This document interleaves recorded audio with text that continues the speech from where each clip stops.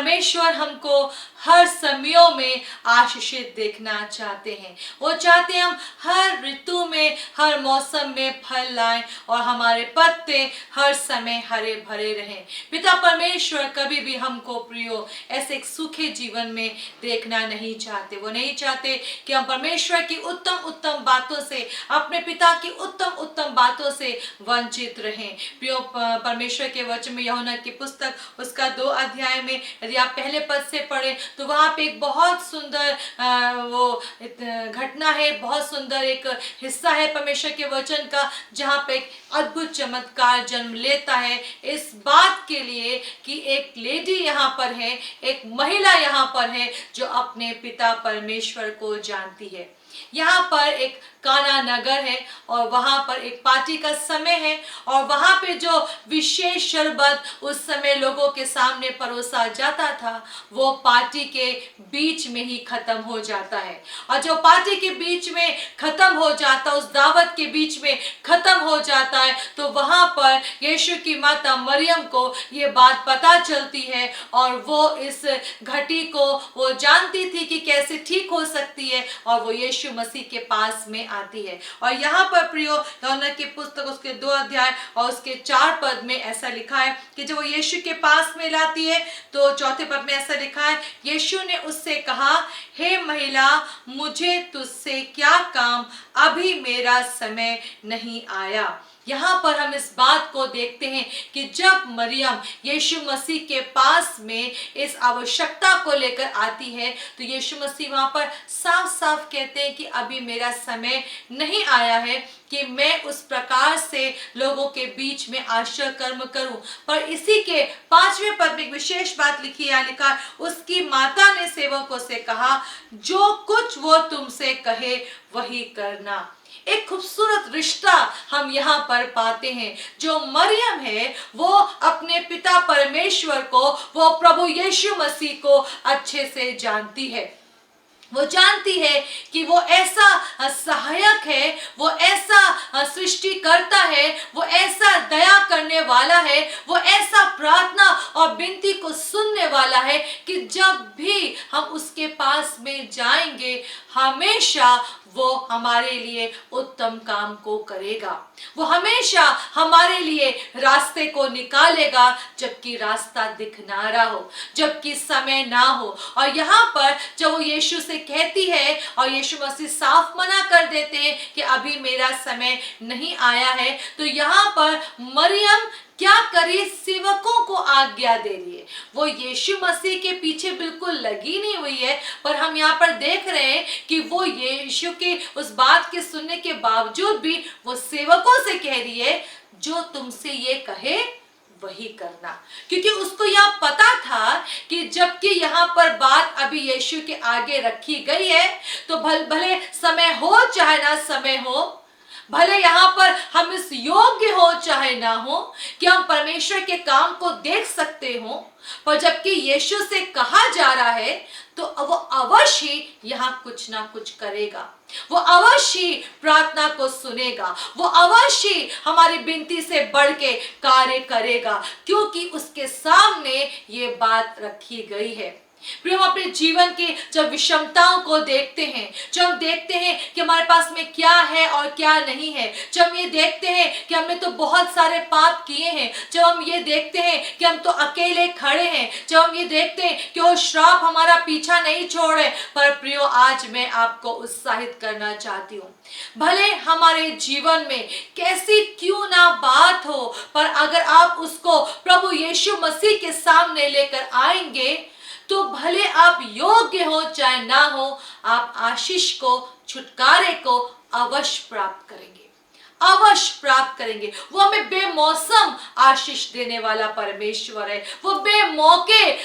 हमारे जीवन में सुंदर चमत्कारों को प्रकट करने वाला परमेश्वर है। क्योंकि उसकी आदत है कि जब उससे कुछ कहा जाता है वो अवश्य सुनता है, वो आवश्यकता के समय हमारी अवश्य सहायता करता है। और यहाँ पे जो एक खूबसूरत रिश्ता है कि जो मरियम का जो यीशु मसीह को जानना है, इस बात ने खास तौर से बेमौके की, उस बेमौसम की आशीषों को पैदा किया। वो जानती थी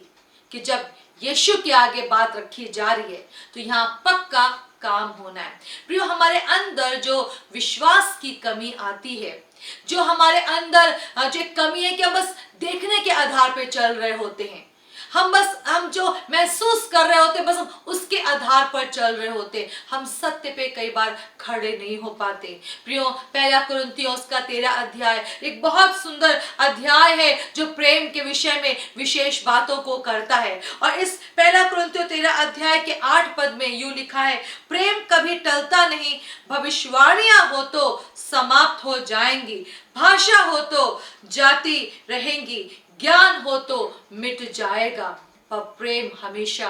बना रहेगा। प्रेम कभी टलता नहीं, भले ये तय कर दिया गया हो कि नहीं, चीजों को तो ऐसे ही होना है, ये तय कर दिया गया हो कि हमारे जो जीवन इसका परिणाम ये होना है, ये भविष्यवाणी कर दी गई है, पर वचन में लिखा है जब प्रेम बीच में आता है तो भविष्यवाणियां भी समाप्त हो जाती हैं। जो हमारा प्रभु को प्रतिदिन जानना है, यदि वो प्रेम पे आधारित नहीं है, यदि उसके पास में आना प्रेम पर आधारित नहीं है, यदि अपने पिता परमेश्वर को हम व्यक्तिगत रूप में नहीं जान रहे हैं, यदि यीशु मसीह को हम सच में अब वैसे नहीं देख पा रहे जैसे कि वो है, तो कुछ ना कुछ गड़बड़ है। प्रियो, प्रेम की कमी है। जो प्रेम है वो हमें एक दूसरे को जानने के लिए मदद करता है, और जो ये प्रेम है ये हमें हमेशा परमेश्वर को समझने के लिए मदद करता है, क्योंकि परमेश्वर ने भी हमसे ऐसा प्रेम किया कि वो तमाम कानूनों, तमाम नियमों के विपरीत आकर वो स्वर्गीय सिंहासन को छोड़कर उस अपने इकलौते पुत्र को भेजा, और यीशु मसीह स्वर्गीय सिंहासन को छोड़कर इस पृथ्वी पर आ गए ताकि हम बच जाएं। हम योग्य नहीं थे प्रियो, हम योग्य नहीं थे, पर परमेश्वर ने उस योग्य की भी बात को ब्रेक कर दिया और वो हमारे लिए उसने यीशु मसीह को पृथ्वी पर भेज दिया ताकि हम बच जाएं। यीशु मसीह ने मरियम से कहा, मेरा अभी समय नहीं आया है। प्रियो, यदि आप ऐसे किसी चौराहे पे खड़े हैं, समझ में नहीं आ रहा है, यदि आपको लग रहा है कि कुछ भी ऐसा मेरे पास में नहीं है कि मैं परमेश्वर के कार्य को देखूं, यदि आपको ऐसा लग रहा है कि यहाँ पे तो सब चीजें इतनी बिगड़ गई हैं, किसी प्रकार से इतनी जल्दी कैसे ठीक हो सकती हैं, कैसे अभी बदलाव आ सकता है, कैसे लोगों के मन बदल सकते हैं, कैसे आशा कर्म पैदा हो सकते हैं, मैं आपको कहना चाहूंगी, आप अपनी योग्यता पर विश्वास मत करें। क्या है क्या नहीं है ये मत देखें, आप ये देखें, अगर आप अपने परमेश्वर से प्रेम करते हैं तो वो आपके लिए वो सब कुछ करेगा जिसकी आपको आवश्यकता है, और वो बेमौसम भी हमारे जीवन में उस आशा कर्म को कर देगा। मरियम के इसी विश्वास ने, इसी प्रेम ने, इसी जानने ने उस काना नगर में प्रभु यीशु मसीह के पहले चमत्कार को पैदा करवाया, पहले चमत्कार को, क्योंकि उसको पता था कि यदि यीशु यहाँ है, यदि यीशु से कहा जाएगा तो अवश्य चमत्कार होने पाएगा, अवश्य रास्ता निकलने पाएगा, और वही हुआ, वही हुआ। आप अच्छे से आप अपने समय निकाल के इस पूरे वचन के हिस्से को पढ़ें, कैसे वहां पर पानी ने शरबत के रूप को ले लिया जब मरियम ने वहां पर विश्वास किया और ये जाना कि प्रभु यीशु मसीह हमेशा प्रार्थना को सुन के उत्तर देता है। हमेशा, मैं आपको कहना चाहूंगी, हमेशा वो प्रार्थना को सुन के उत्तर देता है। देर कभी भी आपको शक में ना ले जाए, वो असंभव बातें कभी भी आपको प्रभु के प्रति प्रेम से पीछे ना हटाए। प्रियो, परमेश्वर के लिए असंभव कुछ भी असंभव नहीं रहता। वो हमेशा हमारी विनती सुनकर, हमारी प्रार्थना को सुनकर बेमौसम भी हमें आशीष देने वाला परमेश्वर। सिर्फ वो मौसम का ही परमेश्वर नहीं है प्रियो कि हम जब बोएंगे तब काटेंगे, पर अधिकतर ऐसा देखा गया जो प्रेम है वो बहुत कुछ को करवा लेता है, जो प्रेम है वो बहुत कुछ के लिए रास्ते को खोल देता है। आप उत्साहित होइए, अपने प्रभु से प्रेम करिए, उसको और जानिए और अपनी विनती को पूरे हियाव के साथ में उसके सम्मुख लेकर आइए, क्योंकि वो तो आपका प्रेमी है। और यदि आप भी उसके प्रेमी हो जाएंगे, मैं आपको बताना चाहूंगी, बेमौसम भी आप आशीषों को देखने जा रहे हैं। अपनी आंखों को बंद करें और प्रार्थना करेंगे। पिता परमेश्वर, जबकि शत्रु की बहुत सारी चालें रहती हैं कि हम आपसे प्रेम वैसे ना करें जैसे हमको करना चाहिए, पर मैं आज चाहती हूँ, जबकि आपके लोगों को विशेष कुछ ऐसे लोग हैं जो कुछ चमत्कार को देखना चाहते हैं, जो आपके हाथों के कामों को देखना चाहते हैं, वो आज निराश है, आज दुखी है, उनको नजर नहीं आ रहा प्रभु, वो धन की कमी के लिए रो रहे हैं, उनको लगता है प्रभु कि ये चीज ठीक नहीं हो सकती प्रभु जी। पर मैं आज आपसे कहना चाहती हूँ प्रभु जी, मेरे लोगों के अविश्वास का उपाय करें। ओ प्रभु, जो प्रेम की घटी की वजह से जो हियाव में कमी आ गई है प्रभु जी, उस प्रकार से मेरे प्रिय खड़े नहीं हो पा रहे, मेरी प्रभु मेरे लोगों की मदद करें, ये भी आपको समझने पाए, जानने पाए, क्योंकि आप वो प्रभु हैं कि जब भी आपके सामने जो बात रखी जाती है आप अवश्य उस पे नजर डालते हैं, अवश्य प्रार्थना को सुनते हैं और अद्भुत कामों को करते हैं। शत्रु की तमाम चालें जो मेरे प्रियो को अपने जीवित प्रभु परमेश्वर की महिमा देखने से रोक रही है, वो सब यीशु के नाम में फेल होने पाए। मेरे लोगों की सहायता करें प्रभु, आपको हर समय देखने के लिए, क्योंकि आप हैं हर समय हमारी सहायता करने के लिए। इस प्रार्थना को मैं प्रभु यीशु के नाम में मांगती हूँ, आमीन। प्रभु आपको बहुत आशीष दे और बेमौसम भी प्रियो बहुत सारी आशीषों का लाभ उठा सकते हैं। जय मसीह की।